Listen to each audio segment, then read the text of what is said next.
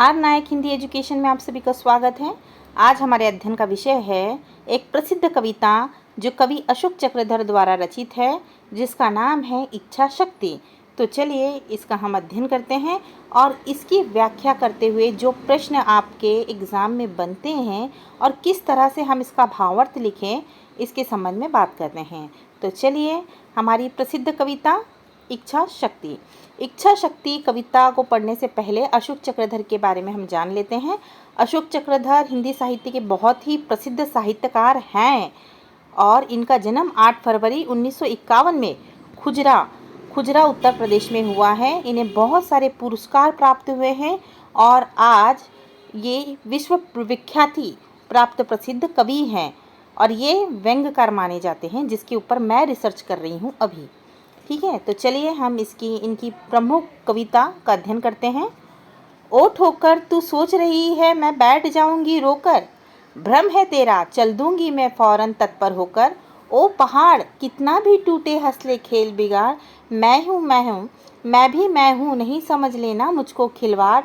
ओ बिजली तूने सोचा यूँ मर जाएंगी तितली, बगिया जल जाएगी तितली रह जाएगी इकली। कुछ भी कर ले ये पंख नए भीतर से उगाएंगे, देखेंगी तू नन्ही तितली फिर उड़ान पे निकली। ओ तूफान समझता है हर लेगा मेरे प्राण, तिनका तिनका बिखरा कर देगा लहू लुहान।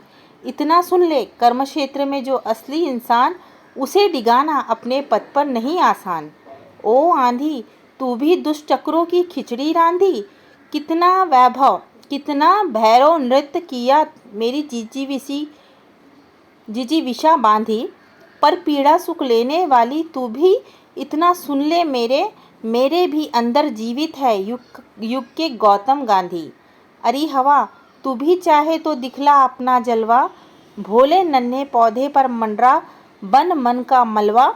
कितना भी प्रतिकूल बहे पर तू इतना सुन ले, पुण्य जमेगा इस मिट्टी पर तुलसी का ये बिरला।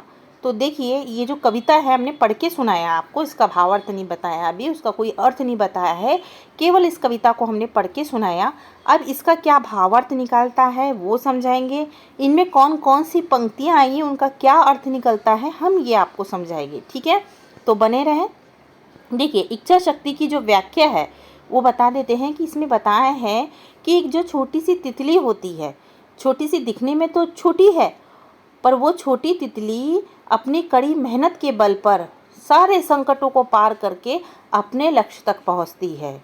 तो यहाँ कवि ये समझाने का प्रयत्न करते हैं कि व्यक्ति पर कितनी भी मुसीबत परेशानी कठिनाई आए, परंतु उसे अपने पथ से हटना नहीं चाहिए, उसे अपने लक्ष्य से हटना नहीं चाहिए, बल्कि उसका अड़िग होकर सामना करना चाहिए और जो मुसीबत देने वाले हैं उसको उसके सामने खड़े होकर उससे वो लेना चाहिए, बगावत करना चाहिए कि देखो तुम मेरे सामने कितनी भी मुसीबत, कितनी भी परेशानी, कितनी भी कठिनाई, कितनी भी कठिन से कठिन परेशानी आई, पर मैं पद से हटने वाला नहीं, मैं घबराकर हार मानने वाला नहीं हूँ। तो ये प्रेरणादायक कविता है। तो इसका भावार्थ देख लेते हैं। इसमें छोटी सी तितली के माध्यम से यहाँ बताने का प्रयत्न किया है कवि ने कि हमें मुसीबत कठिनाई और परेशानियों से घबराना नहीं है। ठीक है, ये कविता एक अत्यंत प्रेरणादायक और संकल्प शक्ति से परिपूर्ण रचना है, जिसमें कवि ने विभिन्न प्राकृतिक विपत्तियों जैसे ठोकर, पहाड़, बिजली, तूफान, आंधी, हवा को संबोधित करते हुए स्पष्ट किया है कि उनके सामने झुकना, डरना और हार मानना उसके स्वभाव में नहीं है।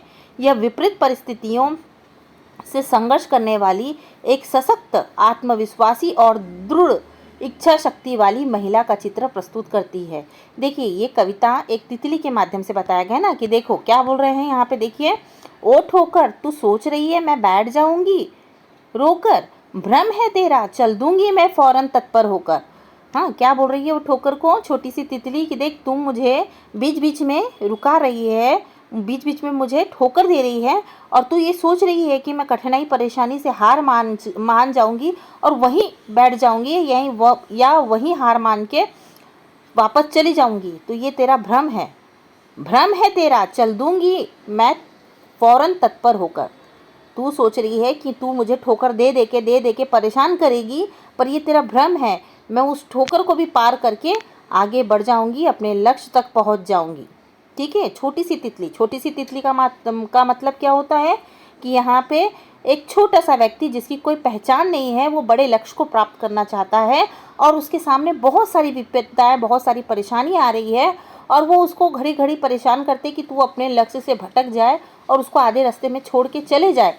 परंतु जो छोटी तितली है उसका दृढ़ संकल्प है कि मैं हार नहीं मानूंगी और मैं आगे बढ़ते रहूंगी। ठीक है। तो ये ठोकर का एग्जाम्पल देकर कवि ने समझाने का प्रयत्न किया है। दूसरी पंक्ति देख लीजिए। ओ पहाड़ कितना भी टूटे हंसले खेल बिगाड़, मैं भी मैं हूँ नहीं समझ लेना मुझको खिलवाड़। वो पहाड़ को क्या बोल रही है कि पहाड़ कितना भी टूटे हंसले खेल बिगाड़, यानी तू पहाड़ कितना भी टूट जाए और कितनी भी मेरे सामने पहाड़ खड़े हो जाए, मुसीबत खड़े हो जाए, पर मैं हूँ नहीं समझ लेना मुझको खिलवाड़। कि नहीं, आप यदि मेरे सामने कितनी भी विपत्तियाँ खड़ी कर दें, कितने भी पहाड़ खड़े कर दें और आप लोग सोच रहे हैं कि मैं आगे अपने मार्ग से हट जाऊंगी, तो ये आपकी गलतफहमी है। ठीक है ना, कि मैं भी मैं हूँ नहीं समझ लेना मुझको खिलवाड़। ठीक है। फिर देखिए तीसरी पंक्ति में क्या बोल रहा है। ओ बिजली तूने सोचा यूं मर जाएंगी तितली, बगिया जल जाएगी तितली रह जाएगी इकली। देखिए वो बिजली को क्या करती है, चेतावनी देती है कि ए बिजली तू मुझे क्या जला रही है। ए बिजली तू मुझे क्या जला रही है, क्या मुझे डरा रही है। तू सोच रही है कि मैं मर जाऊंगी, तू बिजली गिरा के मुझे मार देगी और ये पूरी बगिया नष्ट हो जाएगी और मैं अकेले रह जाऊंगी या अकेले मर जाऊंगी। तो ये तेरा भ्रम है, क्योंकि मैं बिजली से डरती नहीं, मैं अपने राह से हटने वाली नहीं। चाहे मेरे रास्ते में कितनी भी बिजली आ जाए, कितने पहाड़ आ जाए, पर मैं अपने मार्ग से भटकूंगी नहीं। कुछ भी कर ले पंख नए भीतर से उगाएंगे। क्या कह रहे हैं, देखो, कुछ भी कर ले ये पंख नए भीतर से उगाएंगे, देखेंगी तू नन्ही तितली फिर उड़ान को निकली। इसका मतलब क्या है कि तू कुछ भी कर ले, मैं हार नहीं मानने वाली हूँ। और ये जो मेरे छोटे पंख यदि टूट भी जाए ना, तो उसमें से छोटे छोटे पंख निकलेंगे और उस नन्हे नन्हे पंख से मैं अपने लक्ष्य तक पहुँच ही जाऊँगी। कहने का तात्पर्य, मैं हार नहीं मानूंगी, कुछ भी कर ले पंख नए भीतर से उगाएंगे। यानी तू कुछ भी, इतनी चाहे कितनी भी परेशानी कठिनाइयाँ खड़े करो, पर मैं हार नहीं मानूंगी। मेरी जो इच्छा शक्ति है ना, नए पंख का मतलब क्या है, इच्छा शक्ति, कि मेरी इच्छा शक्ति अंदर से मुझे प्रेरणा देगी और उसी प्रेरणा के कारण मैं आगे निकल जाऊंगी, अपने लक्ष्य तक पहुंच जाऊंगी। देखेंगी तो नन्ही तितली फिर उड़ान पर निकली। ठीक है, समझ में आया इसका अर्थ। अभी आगे की पंक्ति देखते हैं। ओ तूफान समझता है हार लेगा मेरे प्राण, तिनका तिनका बिखरा कर देगा लहूलुहान। इतना सुन ले, कर्म क्षेत्र में जो असली इंसान, उसे डिगाना अपने पद से नहीं आसान। वो क्या कहती है, छोटी सी तितली क्या कहती है, ओ तूफान समझता है तू हर लेगा मेरे प्राण, तिनका तिनका बिखरा कर देगा मुझे लहूलुहान। यानी ओ तूफान, तू ऐसा समझ रहा है कि अपने तूफान से मुझे बिखरा देगा, मुझे मार देगा, खून मेरा पूरा खूना खान कर देगा। पर सुन ले, कर्म क्षेत्र में जो असली इंसान है, उसे डिगाना अपने पद से नहीं आसान, नहीं बहुत आसान। यानी जो अपने कर्म क्षेत्र में जाने के लिए जो व्यक्ति, जो इंसान एक बार मान लेता है कि नहीं मुझे अपने लक्ष्य तक पहुंचना है, नहीं मुझे वो सिद्धि प्राप्त करना है, नहीं मुझे उस जगह पे जाकर अपने लक्ष्य को पूर्ण करना है, ऐसा व्यक्ति यदि अपने आम अंतरात्मा से दृढ़ संकल्प कर ले और अपने पद पर हमेशा कठिनाई परेशानियां आने पर भी यदि खड़े रहे, तो वो सच्चा व्यक्ति है। उसे कोई भी परेशानी कठिनाई नहीं हरा सकती है, चाहे वो तूफान हो, चाहे पहाड़ हो, चाहे और कुछ हो। ठीक है। हाँ देखो, ओ आंधी क्या कह रहे हैं कभी, क्या छोटी सी तितली क्या कहती है, ओ आंधी तूने भी दुष्ट चक्रों की खिचड़ी रांधी। ठीक है, तूने भी दुष्ट चक्रों की खिचड़ी रांधी, जितना भैरव नृत्य किया मेरी जिजीविशिका बांधी, पर पीड़ा सुख देने वाली तू भी इतना सुन ले, मेरे भी अंदर जीवित है युग के गौतम गांधी। वो क्या कहती है छोटी तितली, आंधी से कहती है कि तू कितने भी दुष्ट चक्रों की खिचड़ी बांध दे और कितना भी भैरव नृत्य कर ले, पर मेरी जिजीविषा को, मेरे जो अंतरात्मा को तू वो नहीं कर सकता।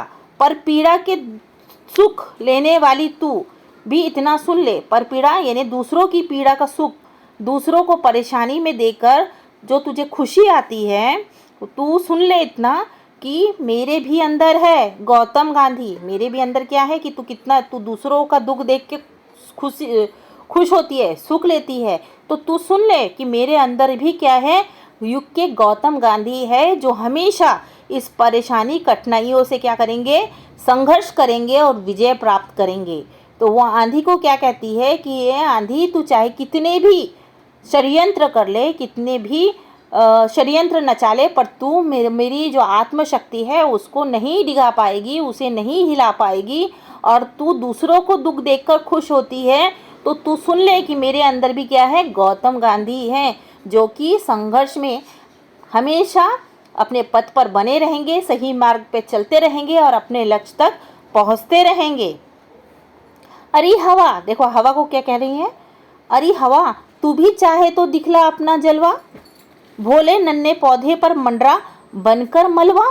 देखो हवा को क्या कहती है, अरे हवा तू भी चाहे अपना जलवा दिखा, ये जो नन्हा पौधा है ना उस पर मंडरा और उसको भी डिगाने का कोशिश कर, पर वो भी हार नहीं मानेगा।